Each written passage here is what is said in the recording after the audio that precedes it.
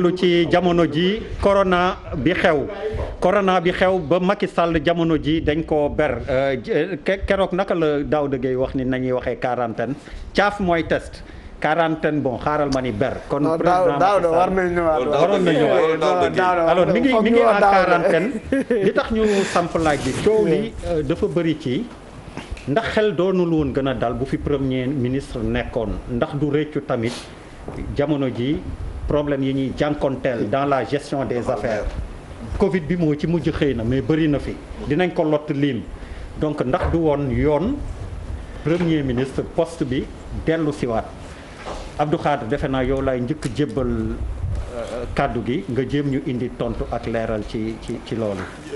jërëjëf xam nga beruñu ko moom moo jël décision. fàggandi ko. mais quarantaine la rek. waaw mais quarantaine la mais su dee ku ñu ber xam nga dafa am la forme active am la forme passive. wàllu Abdou nga baal ma ber la parce que wax ja fu muy balli la ndax am na ñu commencé wax affaire suppléance. waaw exactement vacances de pouvoir suppléance déjà buy am dans notre ordonnancement juridique c'est le président de l'Assemblée. oui on sait qu'il y a pas vacances de pouvoir. Abdou donc premier ministre pour man c'est un super assistant d'un président. Il a un SG, il a des ministres qui sectoriels. Or bu ma demee ci article 39 ba 41 constitution bi wax affaire bi organiser institution yi li nga xamante ni moom moo am ça amul incapacité intellectuelle amul incapacité physique testé nañ ko mu revenir positif je pense que c'est positif nga wax de mu revenir négatif autant pour moi mu revenir négatif. mais yaan na ci ñëpp am tànn et je pense que c'est un acte à encourager parce que am na yenn leader yoo xamante ni dañu am complexe de leadership pour reparler de leadership bu doon ñoom dañ ko jéem a gérer façon boo xamante ni xëy na nit ñi duñ ko yëg. je pense que non dama ni mën na nekk ku ci gis boppam rek ku seetu gis ci boppam. ñun am na ñoo xamante ni mën nañ koy gérer pour nit ñi bañ ko yëg. léegi nag moom mu am courage wu wax nañ ci communiquer officiellement je pense que acte yu mel noonu. bokk na ci actes yi ñuy xaar sur les dirigeants d'après l'indépendance c'est-à-dire aujourd'hui koo gis njàccaar la jàppal ni gënu la yeewu nawlanteeg nit ñi boo leen jiitee tax na lépp li nga xamante ni da bu waree jël sa responsabilité nga fexe ñu yëg ko maintenant technologie yi nag ku nekk xam na ni fii ñu bare bu ma gën a yàpp ci loolu gis naa ni moom Covid bokk na ci gën a ragal xam naa ni sama doomu bàyyi la ci man aussi ñeme moom waaw teel kon je pense que c'est des mesures de précaution des mesures barrières dans le sens de la pédagogie renforcer bi nga xamante ni déjà président defoon na ko ci support yu bare leader d'opinion yu bare def ko yu bare ñu jaarale ko fii si donc je pense c'est important que ñu xam ni parce que ba léegi am na ñuy wax Covid bi am na wala amul xam nga bu ñu tolloo foofu ay bakkan di rot di continuer di dem ñu am plus de 2000 cas sous traitement te ngeen toogoon seen plateau fii bu mu nekkee 100 200 ngeen pose hypothèse ni bu ñu amee 2000 lu ñuy def am ñu naan leen du fi am donc je pense que ñuy attaqué bëgg ñoo dóor waa Guédiawaye les choses sont sérieuses et je pense que léegi li ci ëpp solo mooy président à travers les technologies tey fii ku nekk man semaine passée participé à réunion benn conseil d'administration mais on le fait en webinaire il y a des logiciels et cetera donc moom laa wax Covid bi dafa am yu ñuy jàngal yu bees yoo xam ñun ñëpp dañu fogoon ni c'était indispensable alors que c'est pas indispensable donc je pense que le général est debout droit dans ses bottes deful nag trop d'activisme wala du bruit inutilement farata bu mu war a poser wala lu mu war a wax dina ko wax ba démb dëj bi bu li dal suñu kaw bu mu dalee je pense avec des outils modernes il a fait un poste boo xamante ni ça montre que il est actif et il est réactif aussi et il est proactif et je pense loolu moo am solo donc autrement dit xam nga le truc rouge là et le taureau bon on va voir souvent un truc partout quoi un problème partout donc yal na yàlla may président vision bu mu am pour que au moins Sénégalais horizon 2035 ñu gën a càmbar seen jikko ndax bu baax di bàkku gën dafay taxawul ñu gën a xool toogaay yi gën a xool sañ-sañ yi mais au moins horizon les questions horizon 2035 par rapport au PSE je dis par rapport au PSE non dama doon laaj parce que non xam nga dafa am yu nga xamante ne du sujet principal bi mais dafa doon dellu si en toile de fond c'est comme si on est dans un pilotage à vue il y a une vision qui est en train d'être ajustée avec Covid bi nga xamante ni benn météorologue politique épidémiologiste kenn prévoir ko woon bon même si ñu wax ni bon y a une récurrence tous les 100 ans xamuñu woon façon bii lay ñëwee.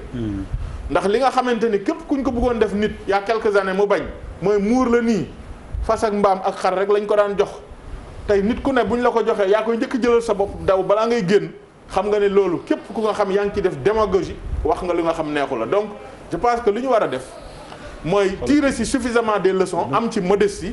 Maintenant on est en démocratie c'est important ay nit boo leen jiitee moomoo leen da nga leen jiite boo yoree seen ay sañ-sañ am nañu droit lépp li nga xamante ni seen xel wala seen xalaat lu ñu interpellé la yow li nga ca xam aussi nga wax ko sa aqulaay taala te mu donc loo xamante ni xel mën na ko nangu. Papis pour yow xel nangu na ni ñuy wax premier ministre dellu si mais est-ce que boobu boobaa it président du nangu ni kon dafa juumoon bi mu ko fi génnee. en fait damay leeral d'abord par rapport ak premier ministre bi. ñoo xam nga premier ministre bi ñu koy dindi y avait pas Covid bi. man d'accord ma ci loolu man j'étais pas d'accord parce que dama gëmoon ne on avait besoin d'un premier ministre. dama gëm ne liggéeyu président déjà dafa pour man dafa ëppoon pour man le président du Sénégal il est trop puissant ñu jëlaat encore li ñuy bànqaas yi ñuy wàññi woon yokkaat ko ci encore muy pour man c'est un trop plein de travail. Je pense qu'on pouvait ne pas maintenant par rapport à ce qui se passe présentement pour moi ça n'a aucun rapport ak PM ou pas PM. C'est un contexte particulier bu doy waar bu ñu gérer selon des circonstances et des possibilités mais au-delà de cette histoire-là pour man c'est le président qui veut au-delà de tout communiquer avec les Sénégalais parce que boo xoolaatee au départ de la crise il a été l'un des rares chefs d'État yu ñëw def la pub raxasu taxaw il a vendu véritablement l'esprit de combattre la pandémie.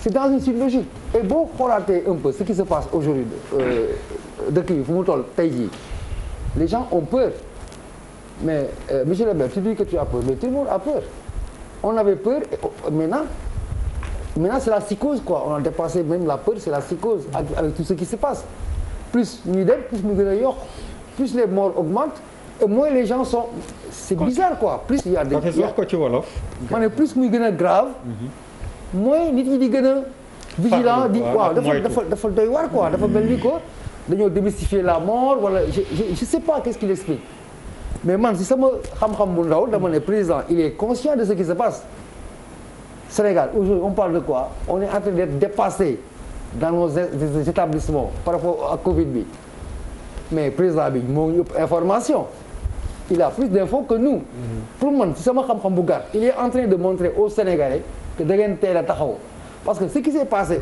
il y a quelques jours ba mu andi assouplissement bi da ngay xam ne c'était pas dans le fort intérieur de l'État moo ko personnalisé ko c'était pas le souhait de l'État. parce que baal ma pour yow l'objectif quarantaine bi c'est plus de la communication que. non c'est un exemple qui va pour man parce que bu ñu la nee njiitu réew mi fat na ni ñu koy waxee fat na boppam tënk na boppam nañu koy wax tënk na nekk na en. beru na xaw ma bon. il s'est waaw. il est en ber na boppam. dugg na xelwa daal moom. waaw dugg na ber waaw dafa. kenn xamul noo koy waxee. waaw parce que da ngay compliqué quand tu parles français mu ñëw kii waxee ba compliqué quoi. je veux dire njiitu réew bu demee ba jël tënk boppam. waaw te loo xam ne feebarul xam nga il a été testé négatif. président feebarul macha allah ñu koy ñaan yàlla na ko yàlla musal ak comme ñëpp. donc mu ne connaît dans ses activités mais je crois s'il prend la décision de dire à son peuple aux Sénégalais man damay tënk sama bopp pour xool pour recommandation être en conformité avec les recommandations médicales ça c'est de la super com c'est de la super communication du élémentaire mais non man j'en profite pour dire que je fais partie des gens qui ont peur nañu delluwaat ci orthodoxie médicale yi nga xamante loolu la ñuy digal loolu le message bi ni plus ni moins ça n'a aucun rapport avec ay premier ministre je ne suis pas d'accord ñu supprimer premier ministre mais lii ça n'a aucun rapport avec quoi que ce soit c'est une situation spéciale avec une gestion spéciale tout court. mais il n'empêche Papis c'est parce que dafa am ñoo xam ni c'est pas pour te relancer ah. non ñoo xam ni seen xel li leen daloon mooy ci architecture bi ñu amoon un premier ministre Charles Faye. Non, Papis, que ça semble t'amuser tellement. Oui, non, parce que Papis c'est super intelligent. merci, c'est un compliment. Oui. Pour toi aussi c'est de la com. Le président fait de la com quand il. bu demee ba naan beru na quarantaine. Il y a moom il fait mun na am qu'il fasse de la com, je ne sais pas, mais ñu communiquer ils ont mal communiqué. Pour revenir di expliquer mooy que tu as mal communiqué. En tout cas le président de la République mooy le Sénégalais koo xamante ne le mieux protégé moom la. C'est vrai que dina gis ay nit mais le Sénégalais le mieux protégé moom la. C'est vrai que bu jëlee tam 14 jours de quarantaine. C'est normal aussi parce que c'est pas parce que dafa négatif qu'il ne peut pas être positif donc 14 jours yi quand même loolu lu jaar yoon la loolu il faut que ñu xam ko loolu lu jaar yoon la quoi te Papis lu muy wax tam dafa am solo mooy que bu fekkente ne moom moo dem ba beru mooy que image bi c'est très très très très fort dafa fort quoi pour ñun te war nañ am une bonne lecture boo xamante ne mu ngi wax ak ñun quoi maintenant il se porte bien alhamdoulilah mais lecture parce que dans le monde les présidents wala chefs de gouvernement yoo xamante ne dañ leen testé positif bëriwuñu ils ne font pas 10 wala 15 dans boo génnee Iran boo génnee Angleterre nga dem Canada yenn dëkk yi c'est pas ils sont pas aussi nombreux. Et Canada c'est l'épouse. Voilà il n'était pas positif moom il était en contact. Il était en quarantaine à un moment donné. Voilà mais ñoom ñëpp ils se sont mis. Positif ou pas ils se sont mis en quarantaine.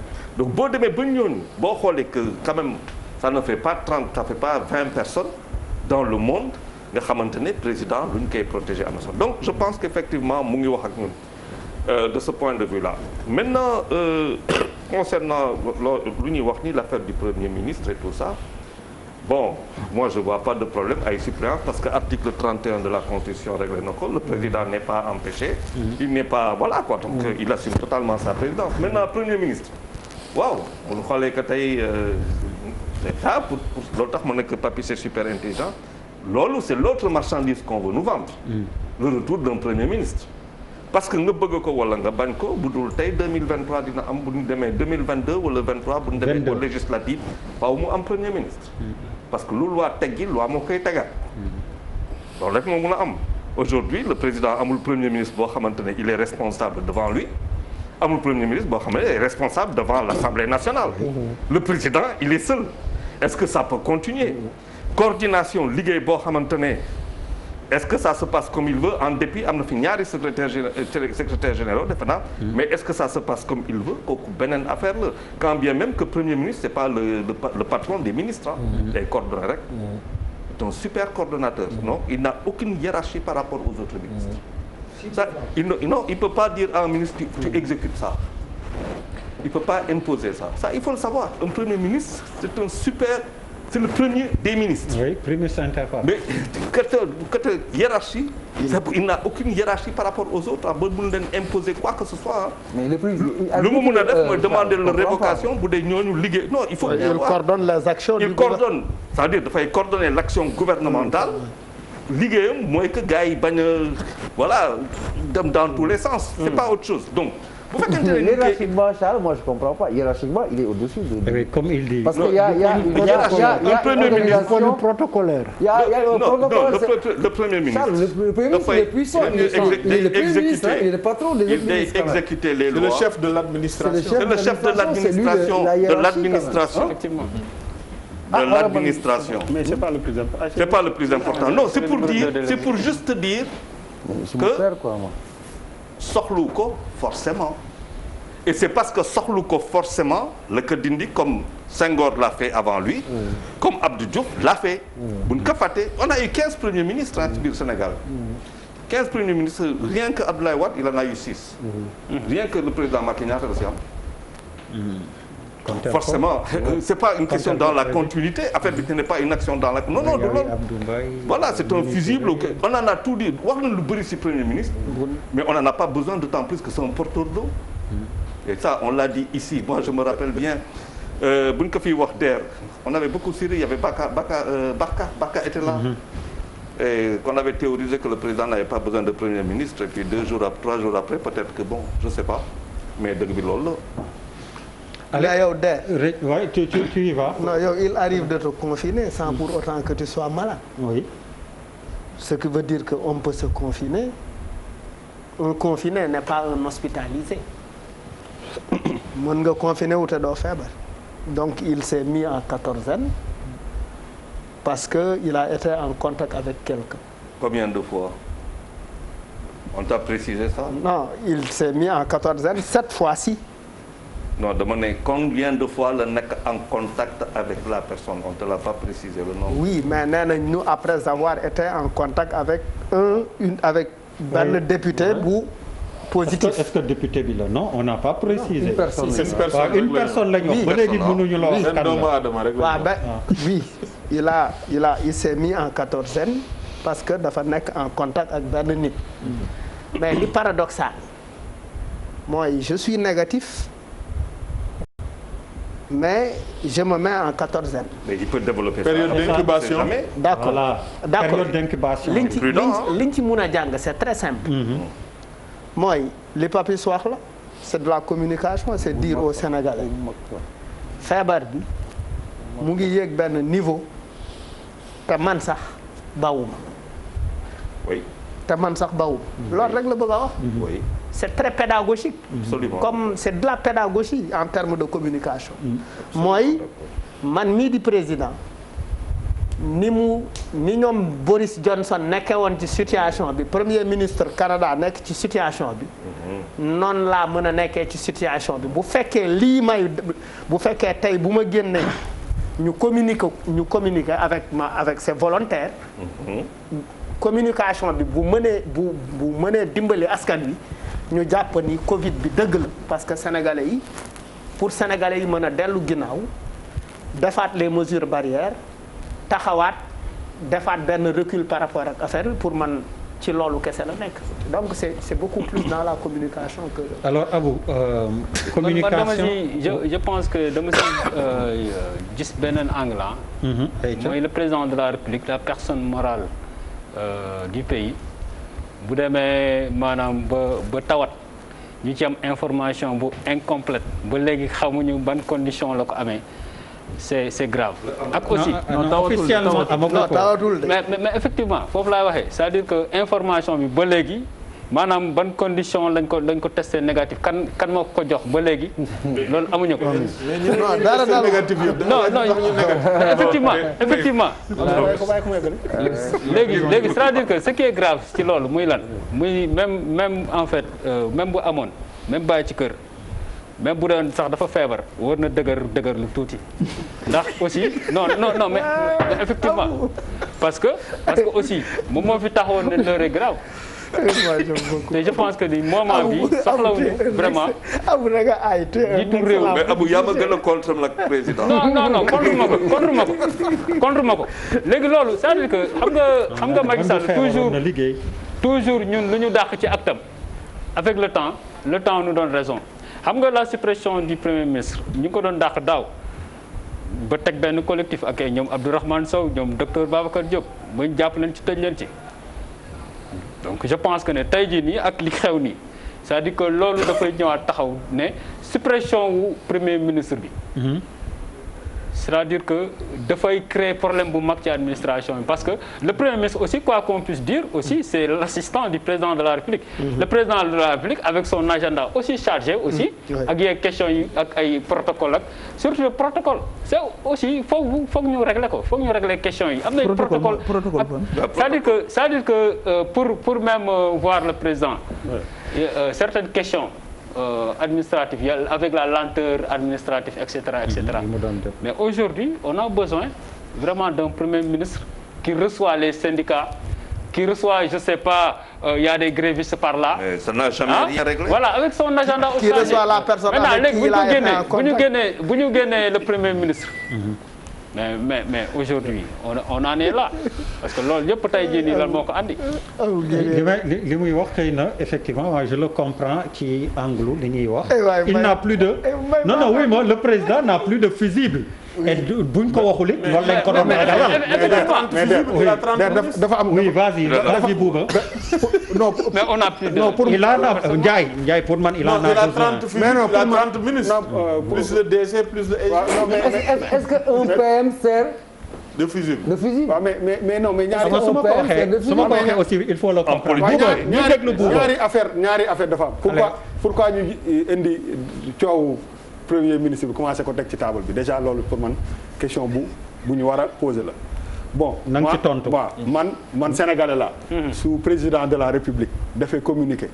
ne dafa nekk en contact ak nit bu positif que dafay kii dama koy gëm. parce que moom loolu moo ñu war. quand même loolu la ñu wax nañu jàpp ni loolu la. non na nga jàpp ni. waaw mais waaw non en tout cas nañu jàpp ni loolu. waaw bon en tout cas de man. non na nga jàpp ni loolu la. waaw mais quand je dis maay wax nii de. non ba pare bi may wax dama ne man dama ko gëm. c'est-à-dire bu dee si tu veux me prendre au mot nag wala si yenn lapsus yi day métti. waaye damay egg li grand. wolof la ñu làkk de. waaw d'accord xam naa loolu ñaay cokkeer nga dëkk. mais dama bëgg a wax que ni. en tout cas en bon citoyen. su dëggal tuuti da nga koy gëm. en bon citoyen.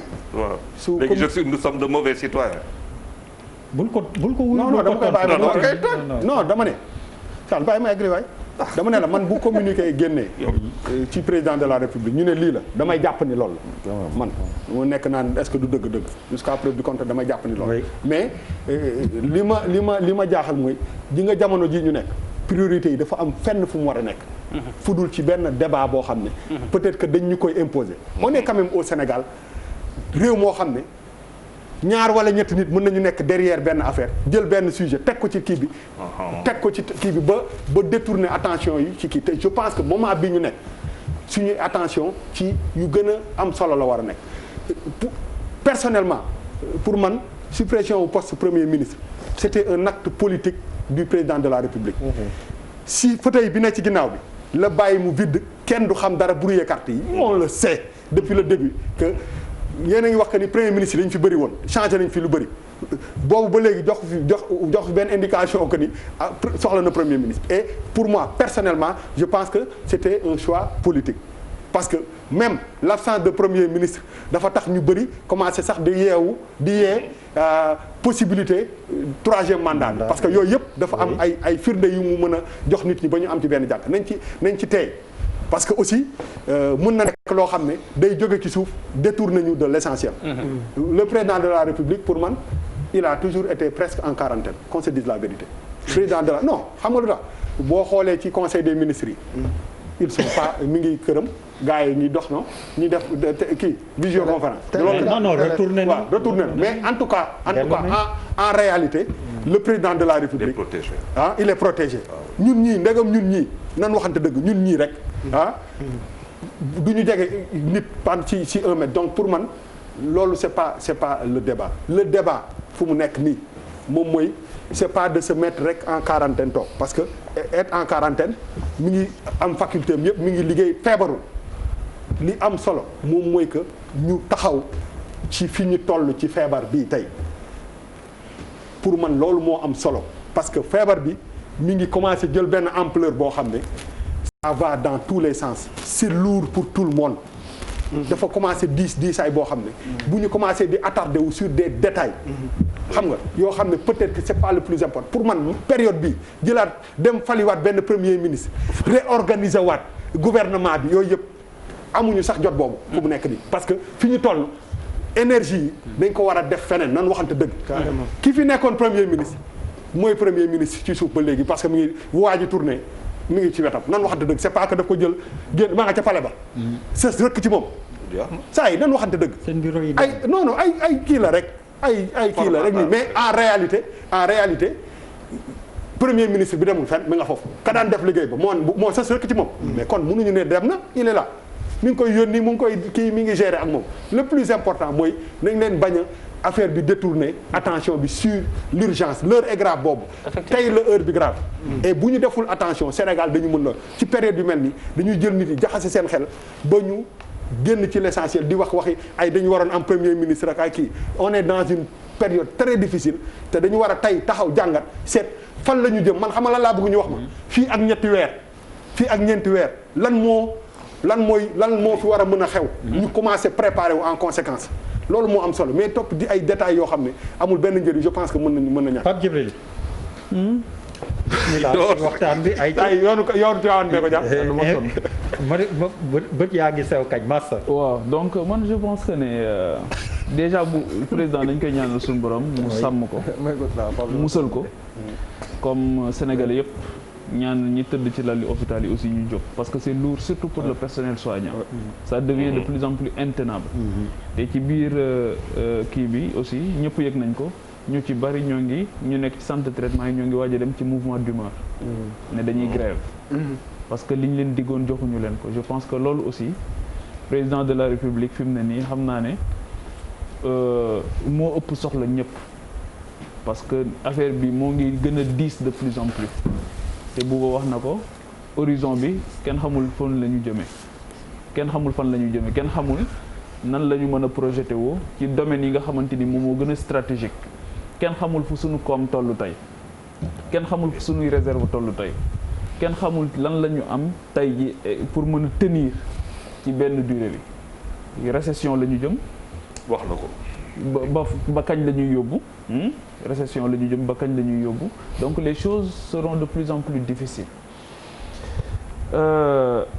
leneen lii par rapport ak poste premier ministre bi DER xam nga dafa am nuñ ñu ko jaayee woon aussi bi ñu koy supprimer moo doon fast track la ñu bëgg pour que les choses aillent plus vite on en avait parlé à l'époque ñu ne bi muy campagne le candidat n'a jamais parlé de suppression de poste de premier ministre bi ñu ko falee contre toute attente mu dem ci supprimer poste premier ministre c'est pas une réforme mineure c'est une réforme majeure réforme majeure tamit daf ko waroon a jaayale Sénégalais ne leen sax bëgg naa su ñuy dem ci su ngeen ma falaatee poste premier ministre bi dama koy dindi ce qui est sérieux ndax gis naa ne bi ngeen ma falee juróom-ñaari at yi ma gën a def su ma ko dindi woon nangam ci mbay mi dinaa gën a am nangam daal ne premier ministre yi ma amoon lii moo doon goulot d'étranglement la ñu woon par rapport ak liggéey bi nga xamante ni bëgg naa ko def les gens auraient compris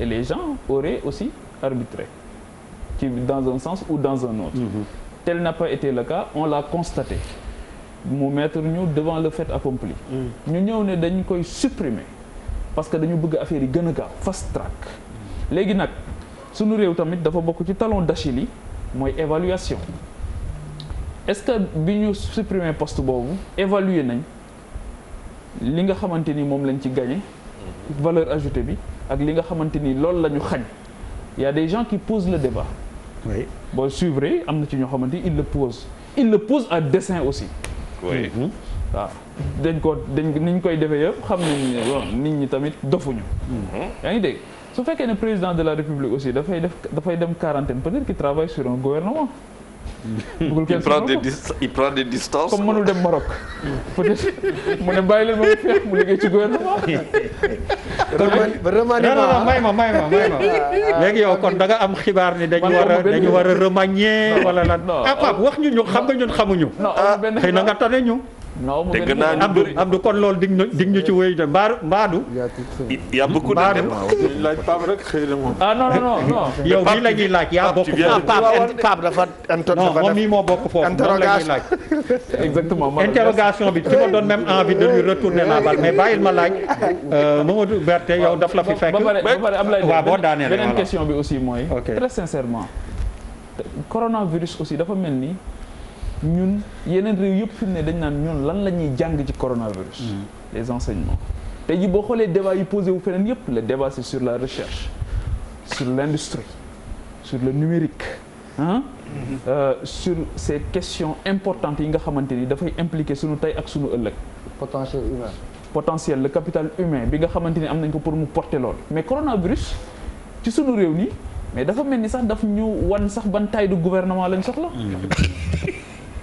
honnêtement am na ci ñoo xamante ni xalaat nañ ne war nañ leen mën a fusionner parce que am na ci ñoo xamante ni ci corona bi est-ce que gars yi sénégalais yi sentir nañ leen ci seen quotidien am déet waaw wala déet au-delà yóbbu dem joxe fi ay kii ñu fotal ak yooyu bu weesoo loolu tey jii coronavirus daf ñu ramener nag à l'essentiel te pour man le débat bi ñu war a poser tey partout mooy ban assemblée nationale la ñuy soxla dëgg-dëgg au conseil de collectivité territoriale son importance, son utilité, c'est important. On le mettra sur la table. Oui. Le Conseil économique, social et environnemental, sa contribution par rapport à la résolution de cette crise-là, c'est toutes ces institutions, bi Benoît Sambou yor sa contribution, parce que la décentralisation n'a jamais été aussi sollicitée. Jamais aussi sollicitée. yaa ngi dégg parce que tey jii lu bari coono yu ñu am yu ci bari dem beeg dikk bi gis nga bi ñu tëjee région yi ni nit ñi sonne. parce que am na ci yoo xam Dakar rek nga ko mënoon wut see. am na ci yoo xamante ni boo dëkkee gars yi peut-être Saint-Louis rek nga ko mën a wut see.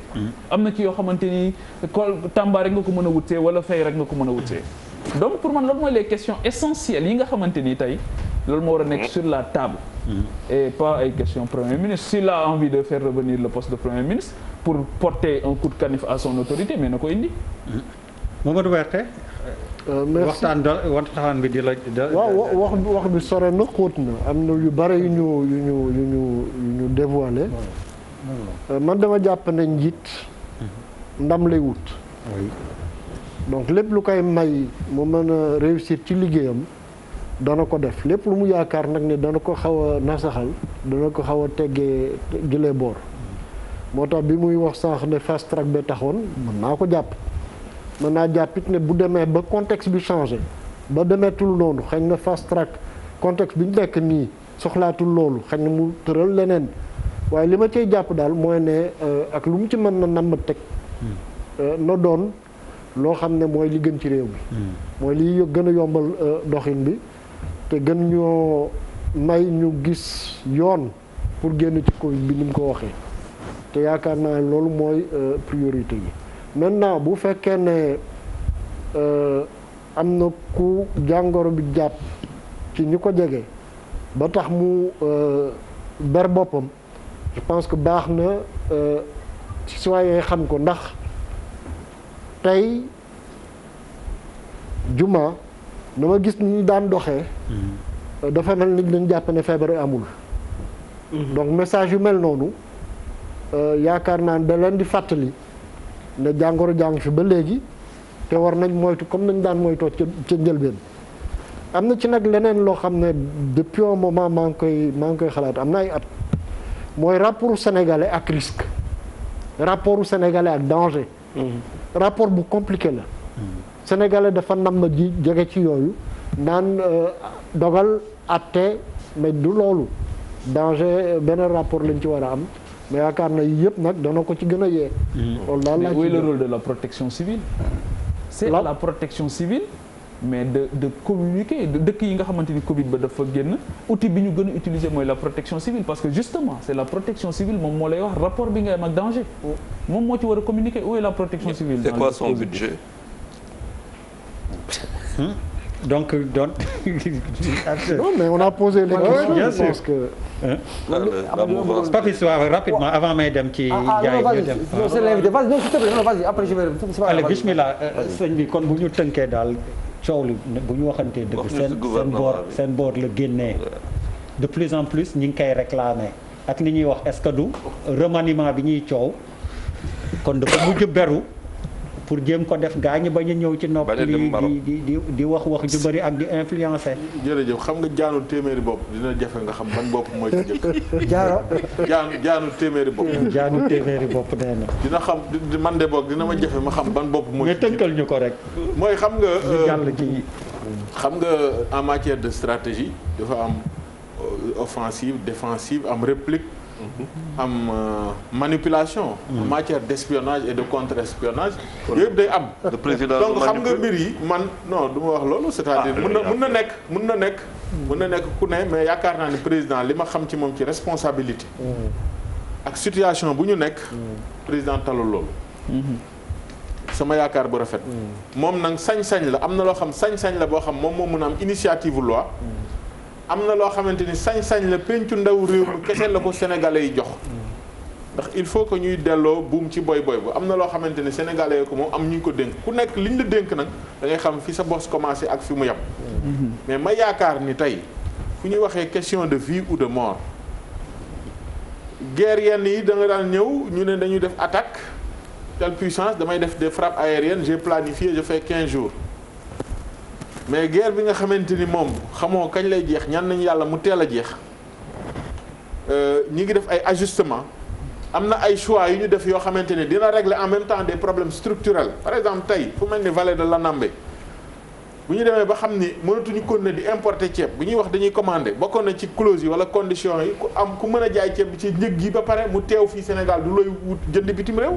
yooyu ça pose des questions de fond tey donc moi je pense que lii nii crise bi c'est vrai jàngoro bu doy waar la ñu ñaan yàlla mu jóg fi mais ci bokk na ci enseignement yi ñu ci war a jël entre autres sur les questions économiques ñu am yoo xamante ni dañ koy pas expérimenter mais dañuy jël suñu responsabilité jublu ci muy farata parce que mooy li may wax lii daf ñu war a jàngal ñu gën a jéem a mën suñu bopp ndax ci mën suñu bopp googu yeneen yu bari ci lay balle mais pour dellu si ci li nga xam mooy feebar bi mooy li ma wax sànq bu sa oom di metti bu dem laal sa los feebar bi fi mu toll jéggi na dayo complexité Sénégal à tout point de vue sur le plan culturel sur le plan religieux sur le plan sociologique ak fragilité suñu modèle économique yenn réew yi dafa am système de sécurité sociale fii suñu système de sécurité sociale mooy kenn mooy liggéey yóbbaale fukk fii suñu système de sécurité sociale mooy da ngay jël ay mouchoir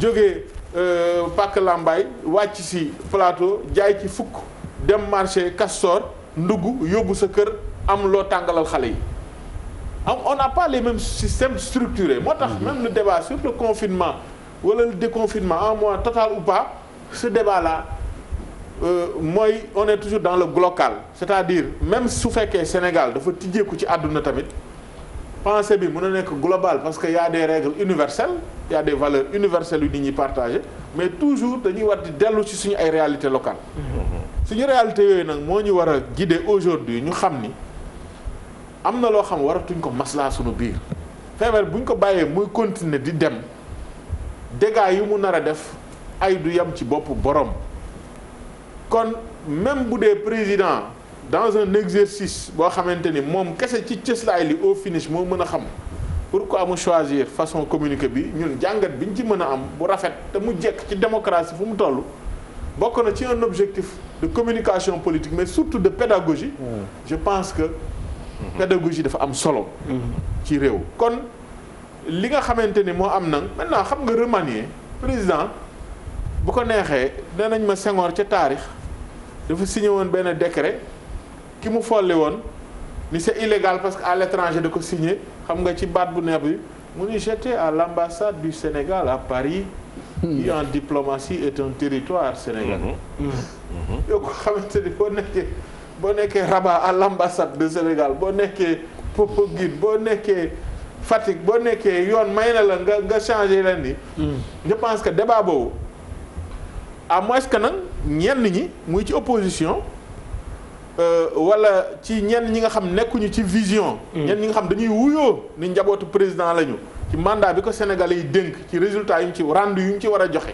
ak jafe-jafe yu ñu nekk ñuy wuyoo loolu ba pare nekk ci beneen agenda loolu même bu président demoon ba mu am ci xalaat je veux dire soxlawul wax ndax bu ko bés bu demee ba bëgg ko wax askan wi war na mën a am ak staffam ak yépp responsabilité xam ni lu nekk dafa am waxtam et je pense que je rejoins la plupart de certains filles je pense que les choses sont suffisamment sérieuses pour que ñuy vraiment dugal dans ce débat orientation bi ligne bi cap bi mooy fexe on est à 2000 cas sous traitement oui. Le personnel risque d'être débordé et je pense que le gouvernement dina jël les mesures idoines pour que le personnel de santé puisque jusque-là il y a la continuité les engagements macro sont plus ou moins respectés muy fonction publique muy yenn démembrement de l'État yi nga xam jàngalekat yi nga xam tey ils sont à l'épreuve jotuñu wax ci rentrée bi yooyu yëpp je pense que mooy li nga xamante ni mooy cëslaayu réew mi et bala nga naan naam ne fa je pense santé amul njëg